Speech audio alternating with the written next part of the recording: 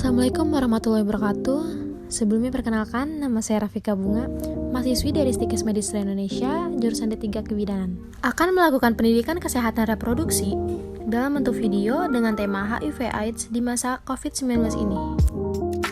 Nah, sebelumnya udah pada tahu kan HIV/AIDS itu apa? HIV/AIDS. HIV adalah penyebab penyakit AIDS. AIDS itu kepanjangan dari Acquired Immune Deficiency Syndrome. Nah, kalau HIV sendiri itu kepanjangan dari Human Immunodeficiency Virus, yaitu suatu virus yang menyerang sistem kekebalan tubuh. Jika imun ini rusak, penderitanya akan mudah terkena berbagai macam penyakit. HIV ini berada di dalam cairan tubuh, yaitu di dalam darah, cairan vagina, cairan sperma, dan yang terakhir air susu ibu. Penularan HIV ini dengan cara apa sih? Nah, yang pertama, melalui hubungan seks dengan pengidap HIV atau AIDS. Yang kedua, kontak darah atau luka dan transfusi darah yang tercemar HIV. Yang ketiga, penggunaan jarum suntik secara bergantian dengan pengidap HIV atau AIDS. Nah, yang keempat, dari ibu yang terinfeksi HIV kepada bayi yang dikandungnya. Tapi teman-teman juga harus tahu nih, HIV itu tidak menular dan tidak akan menular melalui gigitan nyamuk ataupun bersalaman, berpelukan, makan dengan piring dan gelas yang sama, bahkan tinggal serumah. Pada tahun 2008, hal luar biasa terjadi. Seorang pria sembuh dari HIV.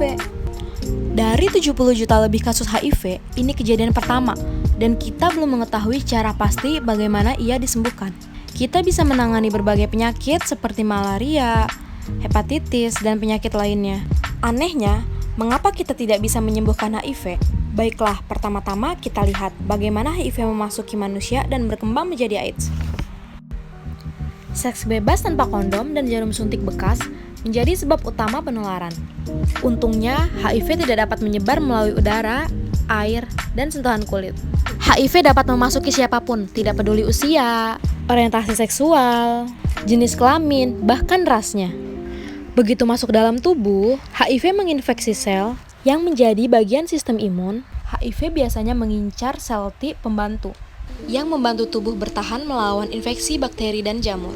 HIV bersifat retrovirus, artinya HIV bisa menuliskan kode genetiknya pada genom sel yang terinfeksi, menguasai sel-sel itu dan membuatnya menjadi salinan dirinya.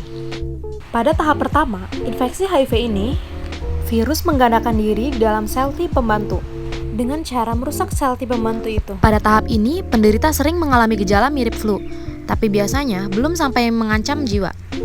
Namun pada periode berkisar dari beberapa bulan hingga beberapa tahun, di saat pasien makin terlihat dan merasa benar-benar sehat, virus tersebut terus menggandakan diri dan merusak sel-sel T. Saat jumlah sel T menurun drastis, pasien sangat rentan terjangkit infeksi mematikan, yang lazimnya dapat ditangani oleh sistem imun sehat. Tahap infeksi ini dikenal dengan AIDS. Apakah dapat disembuhkan? Nah, untuk saat ini, HIV hanya dapat diatasi dengan mengkonsumsi terapi ARV. Terapi ARV atau antiretroviral terapi bukan merupakan pengobatan untuk menyembuhkan HIV, tetapi terapi ARV bekerja dengan cara menekan perkembangan virus HIV sehingga virus HIV dalam tubuh tidak bertambah banyak. Nah, sekarang mari kita bahas HIV selama pandemi COVID-19. Protokol pelaksanaan layanan HIV/AIDS selama pandemi COVID-19 sudah banyak yang berubah karena merujuk SE Dirjen P2 nomor PM02-3-2022-2020. Selanjutnya, pelayanan kesehatan tetap harus berjalan sebagaimana semestinya. Sangat penting dilakukan upaya pencegahan dan pengendalian infeksi dan juga mengedukasi gejala COVID-19. Nah, di sini ada surat edaran protokol pelaksanaan layanan HIV tadi. Mungkin di sini tulisannya kurang jelas, nanti akan saya kasih link di bawah. Orang dengan HIV harus tahu pandemi COVID-19. Orang dengan HIV, terutama dengan CD4 rendah, serta dengan infeksi HIV lanjut, lebih rentan untuk terinfeksi bakteri, protozoa, jamur, serta virus dibandingkan dengan populasi umum. Saat ini, belum ada data yang menunjukkan bahwa ODA yang stabil dalam ART memiliki resiko lebih tinggi untuk terinfeksi coronavirus atau mengalami COVID-19 yang berat.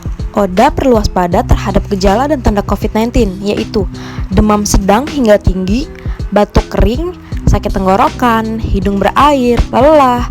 Pada beberapa orang dapat mengalami diare dan muntah. ODA dapat terinfeksi melalui droplet yang berasal dari batuk atau bersin orang yang terinfeksi. Dan droplet ini masuk melalui hidung, mulut dan mata, kontak erat, serta kontak tidak langsung dengan permukaan benda yang terkontaminasi. Nah, ini yang terakhir. Di saat pandemi COVID-19 diperlukan perhatian dan tindakan, khususnya agar dapat tetap sehat dan mengurangi tertular dan menularkan. Jika ada kata-kata yang salah, mohon dimaafkan. Terima kasih. Wassalamualaikum warahmatullahi wabarakatuh.